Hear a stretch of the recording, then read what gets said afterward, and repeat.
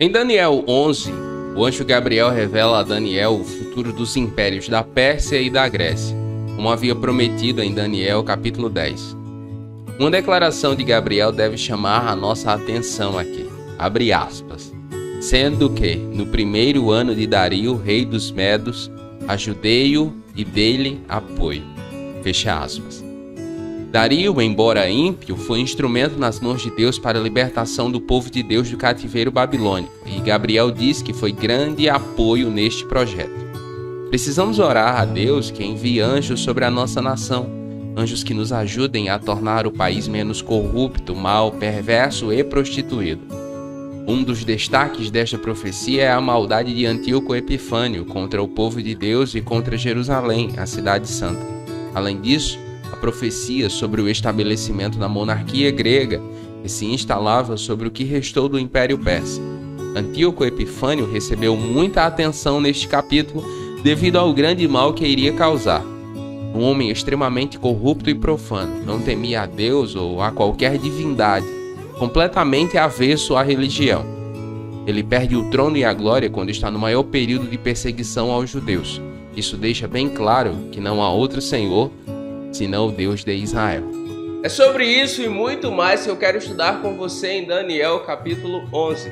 Mas antes de continuar, eu gostaria de saber se você já se inscreveu no canal. Ainda não? Então clique no botão vermelho aqui embaixo, ative o sininho. Isso vai fazer com que você receba avisos sobre as nossas novas publicações e não perca nenhuma parte dessa série incrível que é a série de Daniel. Nos comentários você pode fazer o seu pedido de oração e nós vamos orar com você e por você.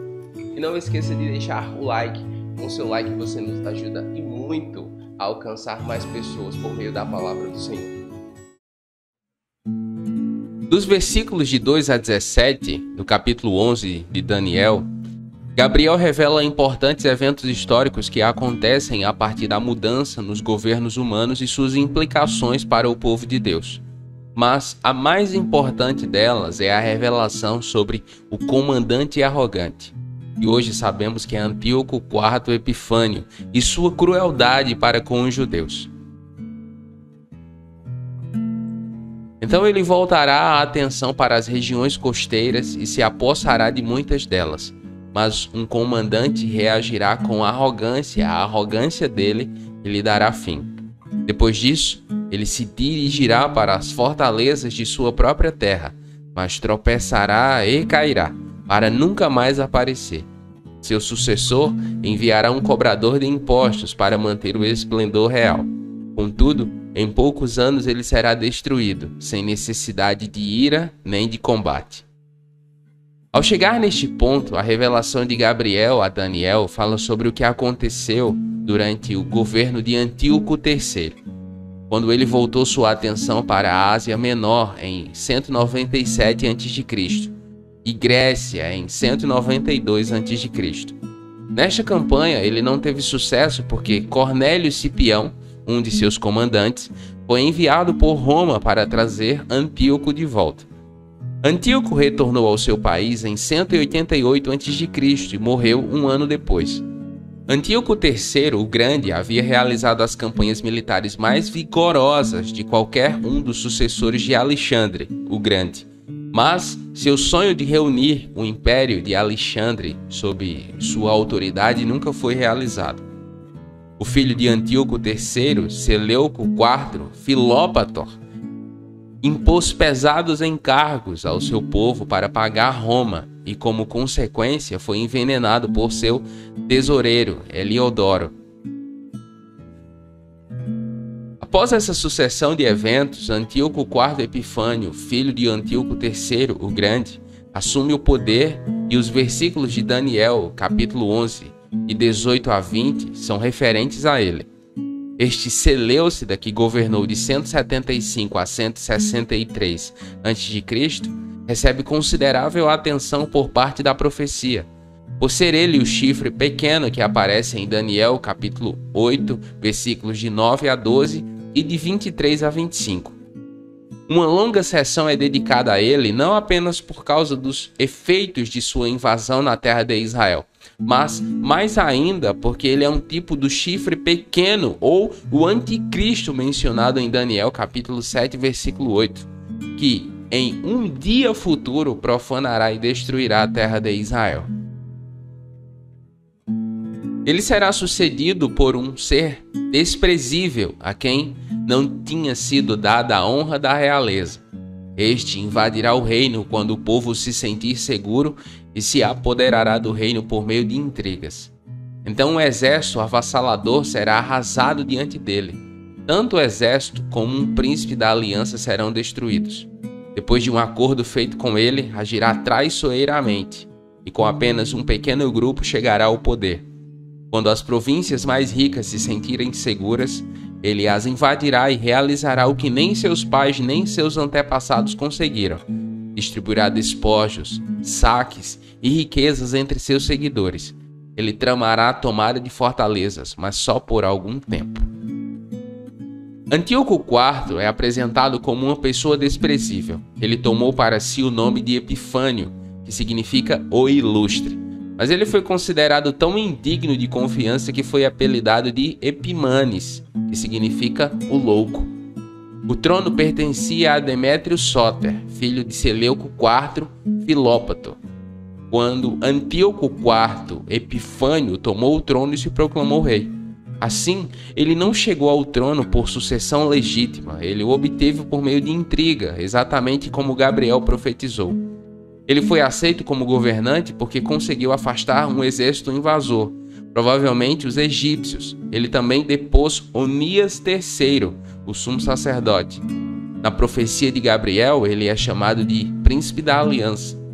Após suas vitórias militares, o prestígio e o poder de Antíoco Epifânio aumentaram com a ajuda de um número comparativamente pequeno de pessoas. Ele evidentemente procurou trazer paz ao seu reino, distribuindo a riqueza, tirando dos ricos e dando aos seus seguidores. No tempo determinado, ele invadirá de novo o sul, mas desta vez o resultado será diferente do anterior. Navios das regiões da costa ocidental se oporão a ele e ele perderá o ânimo. Então despejará sua fúria contra a Santa Aliança e, voltando, tratará com bondade aqueles que abandonarem a Santa Aliança. Suas forças armadas se levantarão para profanar a fortaleza e o templo. Acabarão com o sacrifício diário e colocarão no templo o sacrilégio terrível. Com lisonjas corromperá aqueles que tiverem violado a aliança, mas o povo que conhece o seu Deus resistirá com firmeza. 2 anos depois, em 168 a.C., Antíoco moveu-se contra o Egito, isto é, o sul, novamente. A primeira tentativa havia sido em 170 a.C. Ao se mudar para o Egito, ele sofreu a oposição dos romanos que haviam chegado ao Egito em navios das costas ocidentais. Do Senado romano, Popílio Lenas levou a Antíoco uma carta proibindo de entrar em guerra com o Egito. Quando Antíoco perdeu um tempo para considerar, o emissário desenhou um círculo na areia ao redor de Antíoco e exigiu que ele desse sua resposta antes de sair do círculo. Resistir às exigências de Roma seria considerada uma declaração de guerra, e ele não tinha força para isso. Essa foi uma derrota humilhante para Antíoco Epifânio. A profecia dos versículos de 29 a 32 é uma referência ao desânimo dele. Após isso, ele não teve outra alternativa senão retornar à sua própria terra. Pela segunda vez, Antíoco descarregou sua frustração sobre os judeus, a cidade de Jerusalém e seu templo. Descarregou sua fúria contra a Santa Aliança, todo o sistema religioso estabelecido por Deus através de Moisés, favorecendo qualquer judeu revoltado que quisesse ajudá-lo. Ele profanou o templo e aboliu o sacrifício diário. Antíoco enviou seu general Apolônio com 22.000 soldados a Jerusalém, no que se pretendia ser uma missão de paz. Mas eles atacaram Jerusalém no sábado, mataram muitas pessoas, levaram muitas mulheres e crianças como escravos, saquearam e queimaram a cidade. Ao procurar exterminar o judaísmo, ele proibiu os judeus de seguirem suas práticas religiosas, incluindo suas festas e circuncisão. e ordenou que cópias da lei fossem queimadas. Então ele estabeleceu a abominação que causa desolação. Neste ato culminante, ele ergueu em 16 de dezembro de 167 a.C. um altar a Zeus no altar do holocausto fora do templo e ofereceu um porco ali. Os judeus eram obrigados a oferecer um porco no dia 25 de cada mês para comemorar o aniversário de Antíoco Epifânio. Ele prometeu aos judeus apóstatas, aqueles que violaram a aliança, grande recompensa se eles deixassem de lado o Deus de Israel e adorassem Zeus, o Deus da Grécia. Muitos em Israel foram persuadidos por suas promessas e adoraram o falso Deus. No entanto, um pequeno remanescente permaneceu fiel a Deus, recusando-se a envolver-se nessas práticas abomináveis. Antíoco IV morreu louco na Pérsia em 163 a.C. Aqueles que são sábios instruirão a muitos, mas por certo período cairão à espada e serão queimados, capturados e saqueados. Quando caírem, receberão uma pequena ajuda, e muitos que não são sinceros se juntarão a eles. Alguns dos sábios tropeçarão para que sejam refinados, purificados e alvejados até a época do fim, pois isso só acontecerá no tempo determinado. Os judeus que se recusaram a se submeter ao falso sistema religioso de Antíoco foram perseguidos e martirizados por sua fé. A palavra cairão, que significa literalmente tropeçar, refere-se ao sofrimento severo por parte de muitos e morte para outros. Os versículos de 33 a 35 profetizam a revolta dos Macabeus. Matatias era um sacerdote, pai de 5 filhos. Um deles, Judas, tornou-se conhecido por reformar e restaurar o templo no final de 164 a.C. Ele foi chamado de Judas Macabeu, ou Martelo. Em 166 a.C., Matatias recusou-se a se submeter a esse falso sistema religioso. Ele e seus filhos fugiram de Jerusalém para as montanhas e começaram a revolta dos Macabeus. No início, apenas alguns judeus se juntaram a eles, mas à medida que seu movimento se tornou popular, muitos se juntaram a eles, alguns por motivos sinceros e outros por motivos falsos. Os sofrimentos que os fiéis suportaram serviu para refiná-los e purificá-los. Este tempo de perseguição foi de curta duração. Já havia sido revelado a Daniel que o templo seria profanado por 1150 dias, em Daniel capítulo 8, versículo 14 e de 23 a 25. Aqui foi assegurado a Daniel que esta perseguição seguiria seu curso e então seria suspensa, pois o seu fim ainda virá no tempo determinado. O rei fará o que bem entender, ele se exaltará e se engrandecerá acima de todos os deuses, e dirá coisas jamais ouvidas contra o Deus dos deuses. Ele terá sucesso até que o tempo da ira se complete, pois o que foi decidido irá acontecer. Ele não terá consideração pelos deuses dos seus antepassados, nem pelo Deus preferido das mulheres, nem por Deus algum, mas se exaltará acima deles todos. Em seu lugar, adorará um Deus das fortalezas, um Deus desconhecido de seus antepassados. Ele honrará com ouro e prata, com pedras preciosas e presentes caros.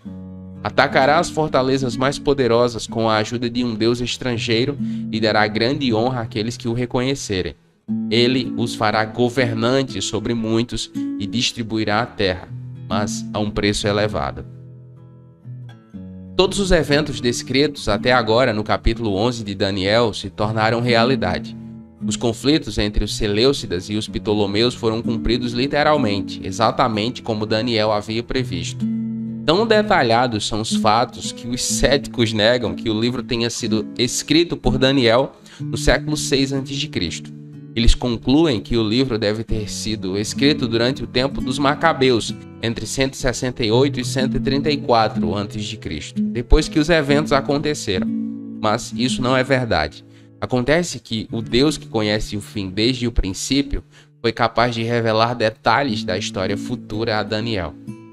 Nos versículos de 36 a 45, é descrito um líder que é apresentado simplesmente como o rei. Alguns sugerem que este é Antíoco IV Epifânio e que os versos descrevem incursões adicionais dele em Israel.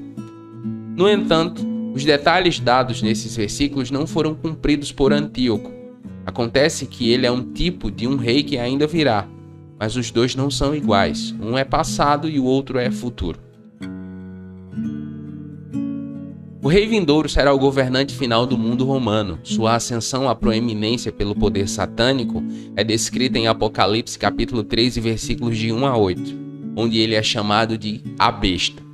De acordo com João, em Apocalipse 17, versículos de 12 a 13, ele ganhará autoridade não pela conquista militar, mas pelo consentimento dos 10 reis que se submeterão a ele. Começando com Daniel, capítulo 11, versículo 36, a profecia se move do próximo para o longe. Os eventos registrados nos versículos de 36 a 45 ocorrerão durante os 7 anos finais das 70 semanas. Este rei vindouro será independente de qualquer autoridade além de si mesmo, ou seja, ele fará o que quiser. No meio do seu reinado de 7 anos, ele exercerá o poder político que lhe foi dado pelos 10 reis que o elegeram, conforme vemos em Apocalipse 17, versículos de 12 a 13. Ele também tomará para si o poder absoluto no reino religioso, engrandecendo-se acima de todos os deuses e desafiando e falando blasfêmias contra o Deus dos deuses, conforme nos diz o texto de 2 Tessalonicenses, capítulo 2, versículo 4. Ele se opõe e se exalta sobre tudo que se chama Deus, ou é objeto de adoração, e até se estabelece no templo de Deus, proclamando-se Deus. O mundo será convencido a adorá-lo como Deus, pelos milagres que o falso profeta realizará em seu nome. Vemos isso em Apocalipse 13, versículos de 11 a 15. Ele conseguirá espalhar sua influência pelo mundo, tanto política quanto religiosamente. Mas até a duração do governo deste rei foi determinada por Deus.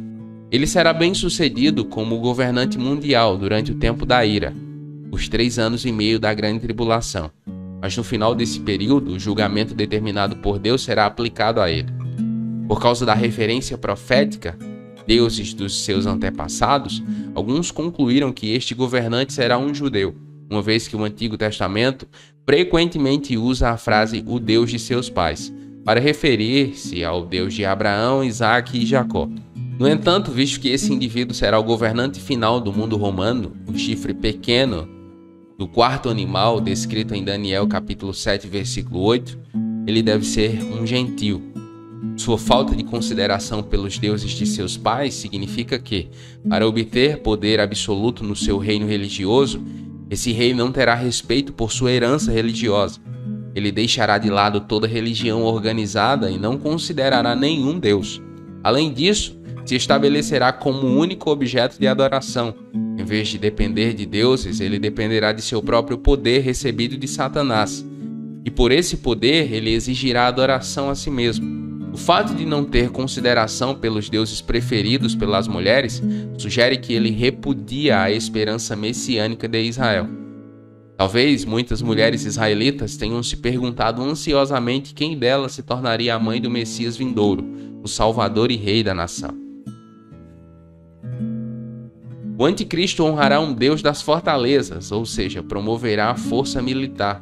E por causa de seu poder político e religioso, ele poderá acumular vastas riquezas. Deus desconhecido de seus pais, que lhe dará força, pode ser Satanás. Embora este rei chegue ao poder, oferecendo paz por meio de uma aliança com Israel, ele não hesitará em usar o poder militar para expandir seu domínio. Ele será ajudado por um deus estrangeiro. Aqueles que se submetem à sua autoridade serão colocados em posições de poder, e sua capacidade de dispensar favores lhe renderá muitos seguidores. Mais informações provenientes do leste e do norte o deixarão alarmado e irado, partirá para destruir e aniquilar muito povo. Armará suas tendas reais entre os mares, no belo e santo monte. No entanto, ele chegará ao seu fim, e ninguém o socorrerá. O anticristo ocupará Israel e armará suas tendas reais entre os mares, isto é, entre o Mar Morto e o Mar Mediterrâneo, no belo Monte Santo, provavelmente Jerusalém. Querendo assumir a postura de Salvador, o anticristo estabelecerá sua sede em Jerusalém, a mesma cidade da qual Cristo governará o mundo no milênio, como lemos em Zacarias capítulo 14, versículos 4 e 17. O anticristo também se passará por Cristo ao introduzir um governo mundial com ele mesmo como governante e uma religião mundial na qual ele é adorado como Deus. Mas Deus destruirá o reino deste rei no aparecimento pessoal de Jesus Cristo a esta terra, conforme lemos em Apocalipse capítulo 19, versículos 19 e 20. Vamos orar? Pai, nós te louvamos e bendizemos o teu nome. E conforme está escrito em Daniel capítulo 11, nós te pedimos, revele o seu poder às nações. Aqui nós lemos sobre a sua soberania, como o Senhor conhece o fim desde o início. Pai, que sejamos cada dia mais sensíveis à tua vontade e que no nome de Jesus nós possamos ter prazer na sua vontade. Nos ajude a prestar atenção aos acontecimentos deste mundo para discernir o cumprimento da tua palavra, das suas profecias que o Senhor revelou por meio da sua palavra. Dê a mim, aos meus irmãos e às minhas irmãs, coração sensível à tua palavra, Senhor. É a nossa oração em nome de Jesus. Amém. Amém.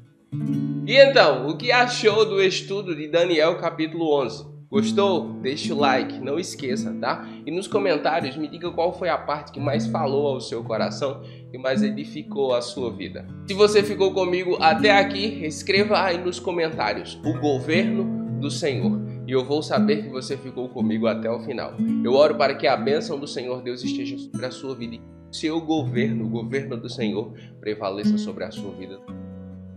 Deus abençoe e até a próxima.